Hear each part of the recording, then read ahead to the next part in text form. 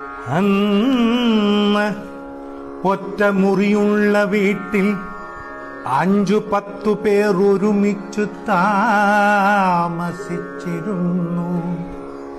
ഇന്നോ 5-10 മുറിയുള്ള വീട്ടിൽ 1-2 പേർ മാത്രം താമസിക്കുന്നു. അന്ന് 1000 പേരെ സഹായിച്ചവനെ ആരും അറിയാതെ പോകുന്നു.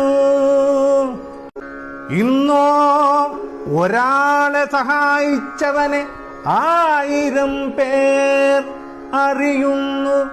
അരച്ചാൺ വയറിനു വേണ്ടി നമ്മൾ കിലോമീറ്ററുകളോളം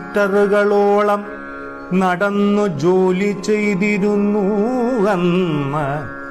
ഇന്നോ ഒരു ചാൺ വയർ കുറയ്ക്കാൻ നമ്മൾ കിലോമീറ്ററുകളോളം നടക്കുന്നു എന്നും അന്നോ നാം ജീവിക്കാനായി ഭക്ഷണം കഴിക്കുന്നു.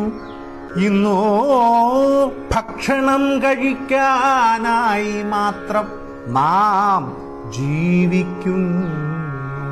അന്നു വീട്ടിനകത്തിരുന്നു ഭക്ഷണം കഴിച്ച് പുറത്ത് കക്കൂസിൽ പോകുന്നു.